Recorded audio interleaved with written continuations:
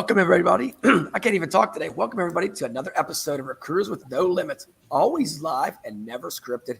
Here with my sidekick and co-host, John Ruffini. What's up, Johnny? I was so looking forward to today's show. I'm very excited, Richard. It's good to be here. Look what I'm reading right now. That's why I was so hoarse, man. Look at that. Together we rise. He was reading aloud, so he lost his voice. That's right. Second grade. Well, you know what? We have a dream team today, John, and we're just going to deep dive into it right now. I'm so excited. Erica, start off. Then we'll start with Joyce, Beth, and Kelly. And tell us a little about yourself. I love it. Well, thank you for having us today. What a privilege and honor. My name is Erica Hyson. I'm the president of Workin. I've been in the staffing industry for almost 25 years. I started when I was 5. And really excited to share our stories with you today. Thanks for having us. Absolutely. Super excited to be here. I'm Joyce Russell, and I've spent, Erica, over 30 years in the staffing industry and love the work that we do each and every day. I lead the Adecco Group Foundation, but formerly I led the Adecco staffing business in the U.S. And great to be here today to talk about the book with my co-authors. Hello, and I am Beth Delano. Again, just like the other ladies, been in staffing for over 20 years, and so honored to be with these ladies today, but also to have gone through this experience with them. I'm currently in the process. I'm behind a very stark backdrop because I'm in the middle of a startup. So anyway, super excited to be jumping out on my own, and that's what I'm doing. So here I am. Very exciting. Congrats. Thank you. If my math is accurate, we have about 100 years of staffing experience. Holy cow! I would just like to start off and humble ourselves with that horrifying number. So my name is Kelly Boykin. I am with Real Staffing, which is the life sciences division of S3, it's a global company, and I head our MSP division. I was also 5. I might have been 6, Joyce, when I started, but I'm somewhere in the 26, 27 years in staffing mark, or as I like to say, 175 dog years. I just finally started saying I've been in the business for more than 25 years. Yeah. I'm going to stop counting individual numbers. That's a good plan. This is amazing. So we've had some of the other lady leaders on the show that were authors. We've never had so many on at once. So thank you guys for taking time out of your busy schedules to join us. This whole book, it's created, people write books, they put books out there, but yours really had a purpose behind it. How did this come about, and kind of what was your vision? Did you ever think the movement would get this big, or was that designed all along? I can take that one. Do you want me to tell the story of? Yeah, I was going to say. Joyce was the inspiration. So Joyce authored Put a Cherry on Top, and there was a group of 15 lady leaders that were planning to go celebrate the launch of Put a Cherry on Top in March of 2020 at SIA in Miami. As everyone knows, the world shut down the Friday before the Tuesday. We were supposed to have dinner to celebrate Joyce, and we didn't have the meeting. And so we decided to pivot and host a meeting on Zoom like everyone was doing at that time to have Joyce talk to us about her book. And the book club, the Lady Leaders Book Club, evolved as a genesis of Joyce being our first guest author at our book club. One of the ladies had this wonderful idea: who would like to start a book? And it was a chaotic world. The global pandemic, there was a lot of unknowns. People leading global organizations. We really supported each other in monthly meetings to not only have authors like Joyce share their stories and come be guest speakers in our book club, but we also did some things to take care of ourselves, like having a Pilates class. Joyce was, I think, the host of that, as well as Italian cooking lessons, which really helped us form a bond. And you did all this virtually. All this was virtual. Amazing. and many of us had never met in person before, which is really cool. And the experience itself was really, it still is. It's really special, the camaraderie and the support. And, you know, a lot of the global leaders on the Lady Leaders author list were able to share what was happening in other countries and helping us lead our organizations through a time of chaos, which was pretty powerful. And then the genesis of the book really started when we had an author, Michelle Prince, join us. She wrote a book called The Power of Authority. And it was really about, hey, in case any of you ever want to write your stories one day. And all of us were thinking, I am not. Absolutely not. No way are we writing. Really? And she said, well, you all have some pretty great stories to tell. What if you collaborated and did a book together? And unanimously, we all said yes. So we decided, yes, we would do it, terrified as it may be. And, you know, it wasn't easy, but here we are. And, you know, we talk about the beginning of a movement.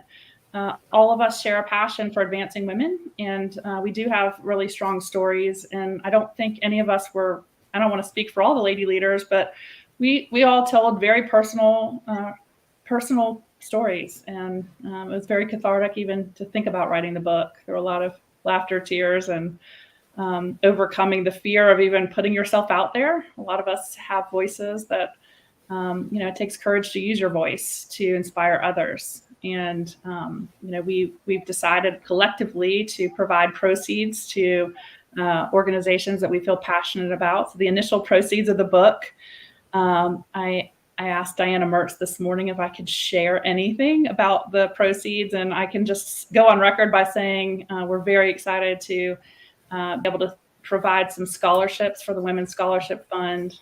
Numbers to be announced later, but it will be the largest number ASA's ever had, which we're very proud of. Wow, that's outstanding. Incredible. Yeah, I think one thing that made the book so impactful was the vulnerability that all of you showed in the book.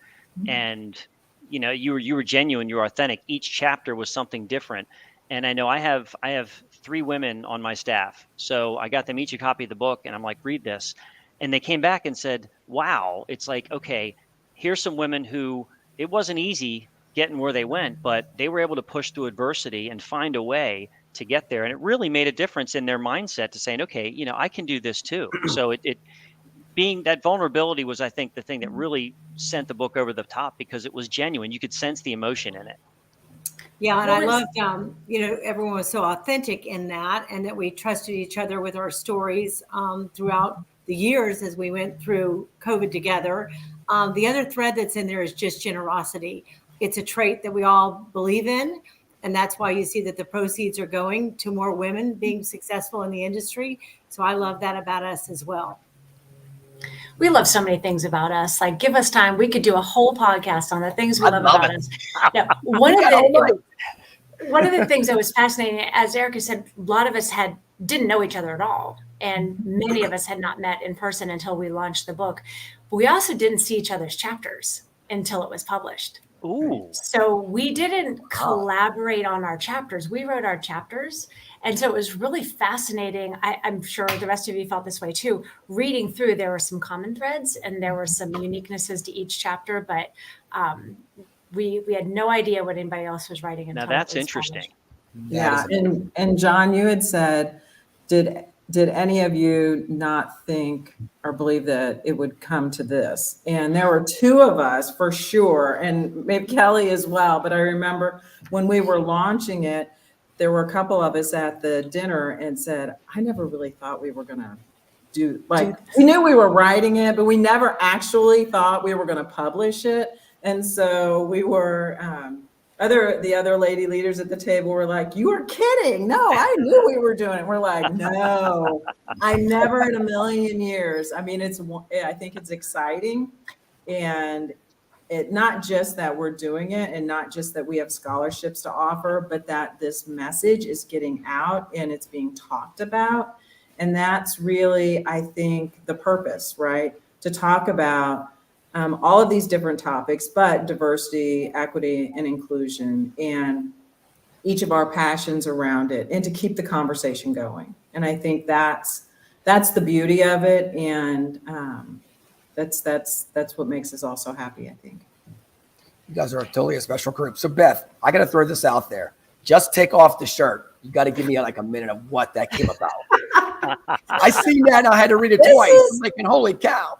Have you not read? Okay. Well, no, it's a true story. And I really, even today, like I'm thinking about it. And as I give this book to, or I've given it to my children and my mother to read my chapter and everyone else's, it truly was this moment that I think kind of opened my eyes and gave me a different viewpoint on the world at large. And so it's a quick story about when I was young, probably 6 or 7, and neighborhood kids. I grew up in a small Indiana town, and we lived on a city block, and the kids would all just run and play, right? Like we all did, right? We're all about the same age. And so we're just out running hide and go seek, and the sun's going down, and it was so hot. It was the middle of summer in southern Indiana, and just dripping with sweat. And you remember what that felt like with your t-shirts, and they're just sticking to you, and you're itchy because you're falling in the grass, and the sun's going down, and we're all huffing and puffing. And I remember looking around, and all the boys had their shirts off. And I just remember the moment like it was yesterday. My neighbor, he was a salesman for Orville Redenbacher popcorn, came walking across the alley, because, these were alleys around, that ran through the neighborhoods. And he said, "What's going on over here?" And I said, "It's not fair. The boys can take off their shirts and I can't." And he's just laughed, this big chuckle, and just said, "Beth, that's just the way it is." Something to that effect. And I just looked around and just being indignant, just took my shirt off and said, "That's it. I'm not going to do it." And when you're 6 years old, that's okay, right? But probably not today. But I'm not saying that we shouldn't follow societal norms. I'm not saying that at all. But I think it was this moment. I know it was a moment in my life where I said, "Hey, I'm going to look at these differences and how we apply these norms to myself, and I'm going to decide if it's okay for me." And maybe that these different roles. I'm not saying there's one right role for women in the world or one wrong. I think it's an individual, and we should be able to make those decisions on our own. I decided to work.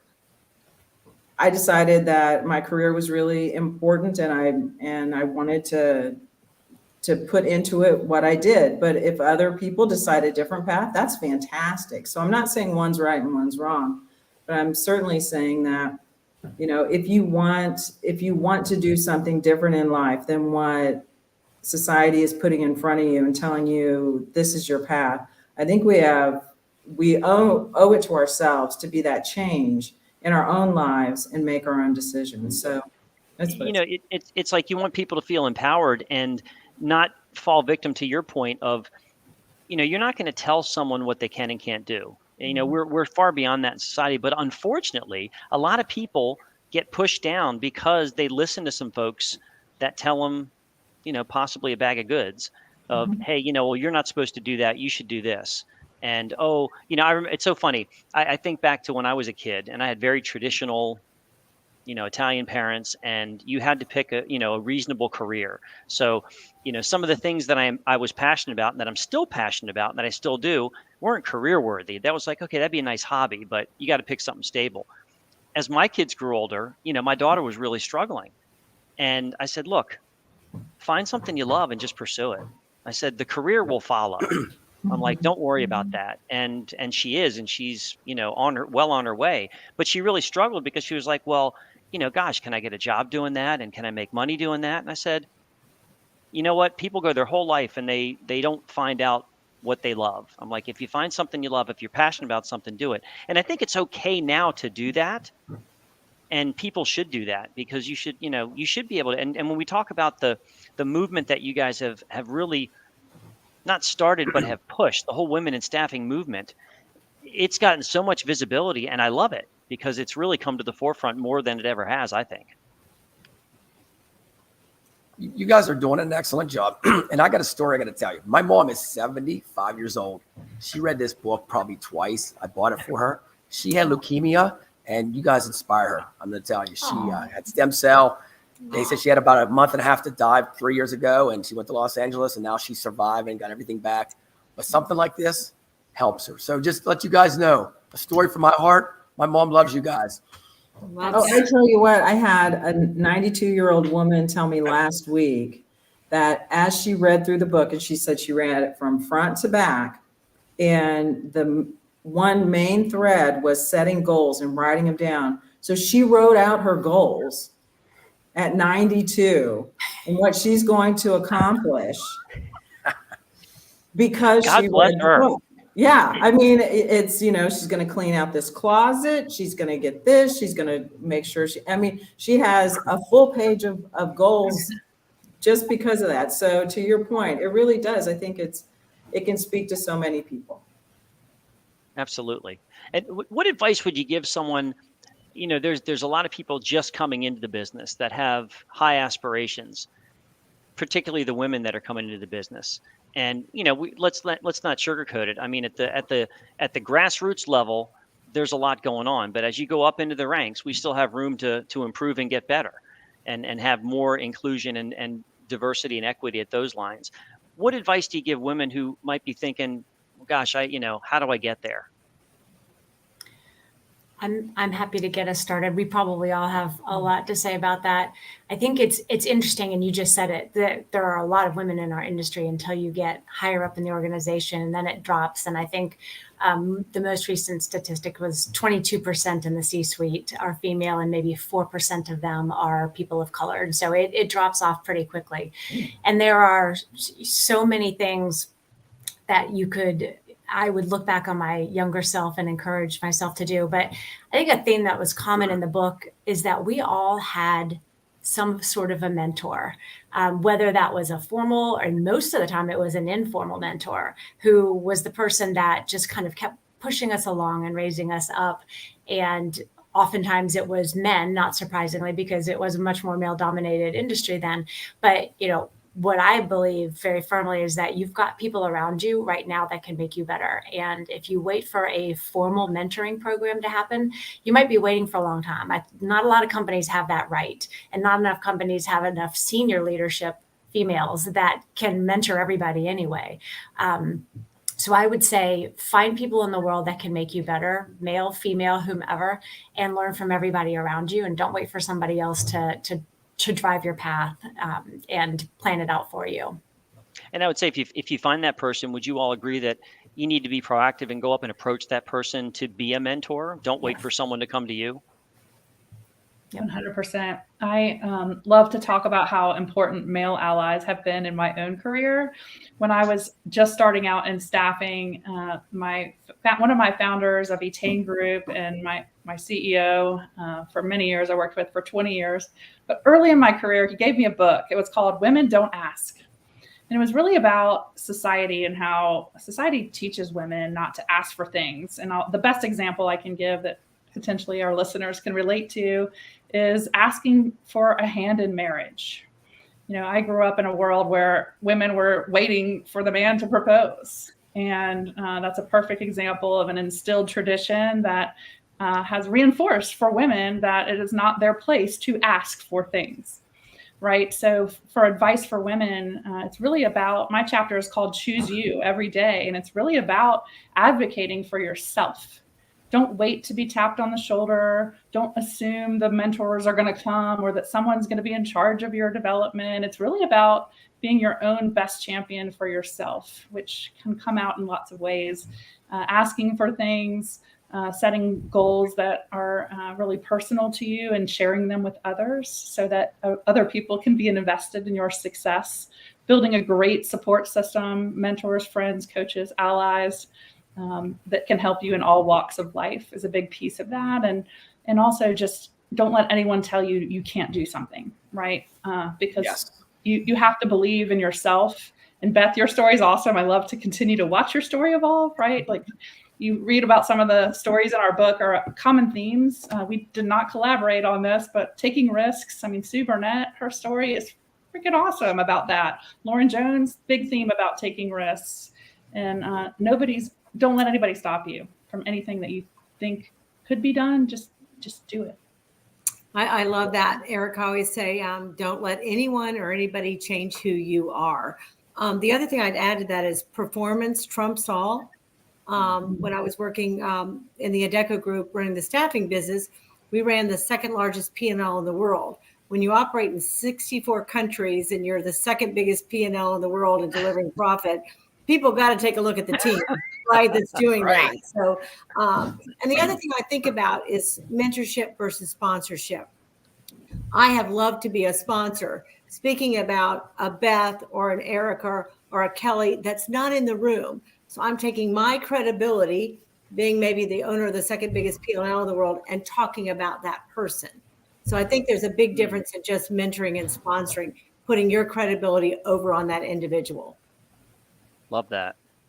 And I've heard from so many women who have been in the industry for a long time that they just don't network themselves, that they maybe are so tunnel visioned and have been with organizations for a long time and they just don't network. And so I think there's so much power in not just mentoring or sponsorship, I think there's so much power in pushing yourself to make connections with people and make meaningful connections so that you can learn from others and so that you can move ahead. I love that. I say your network is your net worth.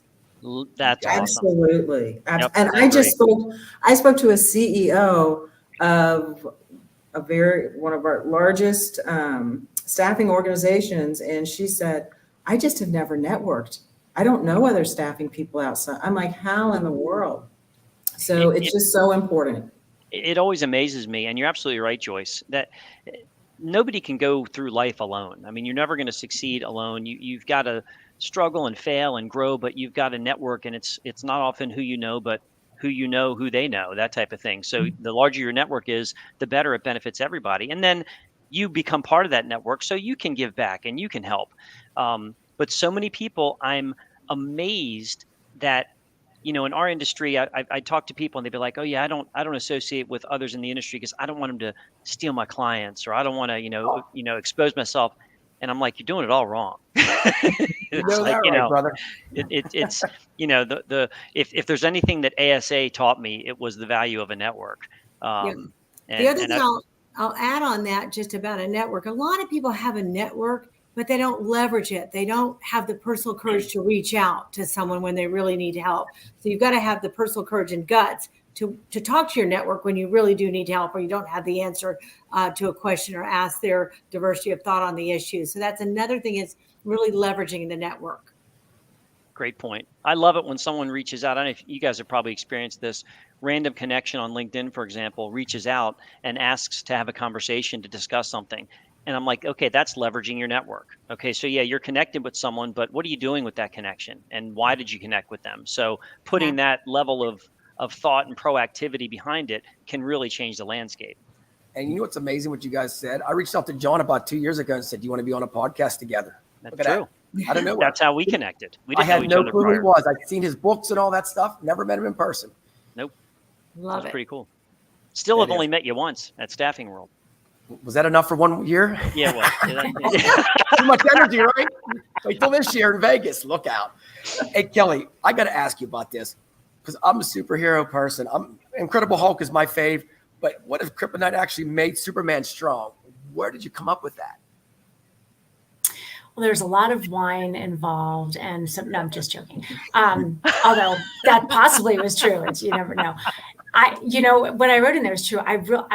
I am that nerdy person that watches every single Marvel movie and all of those kinds of things. And I think it's not uncommon for kids to just love that thought that there is some special power, that you're unique, that you can do something amazing in the world. And I really did, and still do, sort of think about things that way. But yeah, I mean, early on in my career, I talk about this in the book, I had the opportunity to have some really interesting people change my thought process about what my weaknesses really actually were, and that we don't have weaknesses, we have traits. We have traits that can either be good or bad, and sometimes your strengths are also your weaknesses. And so really thinking about those things differently, and not, I am somebody, I could list all of my weaknesses for you very quickly right now.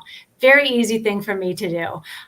But when I started thinking about them a little bit differently and saying, okay, this might be a disadvantage, but how can you flip that and use that in a different way? That's got to create some upside somewhere. What is it? And when I started to explore what that upside potentially was, that was fulfilling in a lot of different ways.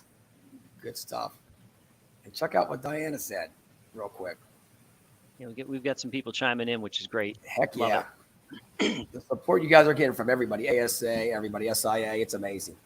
And I've got news for you. It's like everything you guys have shared, while it's helping women see that they can be more if they want to, I got news for you. It helps everyone. It can be applied to anyone and everyone. Mm-hmm. And, it's not just, that's why, I loved reading the book. I share the book with everybody I talk to. I'm reading yours now, Joyce. I just got it. So I admittedly had not before, and I've started to read it. And there's just so much we can learn from each other that everyone can benefit from, and you can take away and apply. So it's admirable. I would love to, thank you for saying that. And what was a surprise for me, other than the fact that we sold more than 15 copies, one for each of our mothers, which was really what I thought was going to happen early on, right? So that has been that has been amazing. But I have been surprised at how many men have read the book and been inspired, and how many men would come up and say, I didn't really realize this might be things my daughter would be struggling with her confidence, and so just changing that thought process, it may not be something that helps a 45-year-old man who's been in staffing for 30 years, but it very well could help all the women in his life to think about things a little bit differently. Absolutely. And regardless of where we are look at us on this screen. We've been in this industry for a long time. We're not done.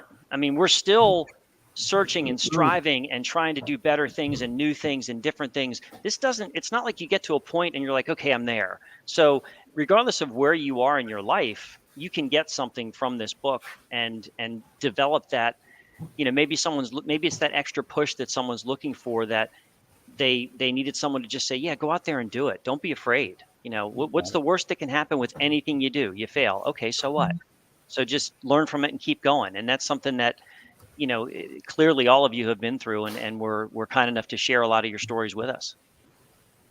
Well, and I've learned from the book, even learned from myself in my chapter. And last night, I will tell you, I was at a concert, and who'd you see? Oh, Train. Oh, yes. It was San the best Francisco. concert. Not to totally derail your conversation there, but Great group. Literally the best concert I've ever seen. It was Jewel, Blues Travelers, and Train. So it was really good. But anyway, there was a gentleman in the group who started to make a comment about someone that was out on the lawn. And I said, what? And he continued to try to point this person out. And I said, you know what? That's not very nice. You don't need to do that. And what this book has told me is, you know what? If someone's doing something that's not right from a diversity, equity, inclusion standpoint, or from just a human nature standpoint, if they're say something. And if that made him uncomfortable, tough. Too bad. Yeah. Yep. Actually, if it made him uncomfortable, good. Yeah, too bad. Because, I look at it as that is giving him an opportunity to be self-reflective and to say, is that, that didn't feel good to be called out on making a comment. And, maybe it made a lot of people uncomfortable that I was around, but that's okay. I'm not going to, and this book has, I think, reminded me that. It taught me it's making someone else uncomfortable for their bad behavior is not, I don't own that. He does. Well And said. yeah, so just to continue that conversation, and if more people stand up, and when they see something that's unjust, something that's not being done correctly from a diversity, equity, and inclusion standpoint, if you've got a voice, you need to use it. And if that message gets out loud and clear from the book, then it's all worth it. I think it's safe to say Amazing it's stuff. working. Oh, big time. It's Any got final legs. thoughts from any of you? Want to give anything out there to our viewer audience? I just want to say thank you for having us. We are on a mission to really inspire and raise up other women. We love that men like you yourselves want to be a part of it and provide an opportunity for us to amplify our voices. And we hope our stories will inspire others to join us. Thank you. Thank you for having us. Thank you. I have one quick thing. Just see, you left me for last, and so I have 30 seconds. This whole thing has been very cool, and it happened by accident, and we are so promoting and supportive of each other, but it's also very easily replicated by other people. This is not like something where we all grew up as best friends for 15 years someplace. People can pull together groups and figure out how you can help each other, how you can promote each other, how you can, encourage somebody to raise their hand and do something. So while this is unique for us and very special for us, it's not something that people couldn't do very, very easily themselves. Good point. Well said. Johnny, statement. any final thoughts, brother? I mean, there's a million of them. I would tell everybody, if you haven't gotten the book, Together We Rise, if you haven't read it, please do so. You can get it off Amazon, real easy, point and click. It's well worth the time and effort to do so. You'll gain a lot out of it and share it with your friends. So much was covered. I love the difference between mentorship and sponsorship. And I think people need to do more of that. You can be a voice for those around you, even if they're not present in the room. You can help them in some way. So I love that differentiation. And the fact that, again, all of you just bonded together and took a chance and did something that, was outside of your comfort zone. You never know where it's going to go. And this movement has legs. And I know Richard and I will continue to be supporters of it because we believe in it. And we believe in what you guys are doing. So thanks for being here. Thanks for Thank having you. us. Thank you so much. And I'm going to wrap it up like this. I love all you guys, and your movement is touching my heart every day. Guys, get out there and get the book. Swear to God, it's going to make an impact in your life. Diana next just put a time. link in the comments, Richard. I love it. That is it. I don't know if we can put that on there. Maybe YouTube will boot us off, but we're going to put it down in the comments. It'll be there. Excellent. Thank you, ladies, so much. Thank you so much. We'll see you guys next week. Thanks. Bye. Bye.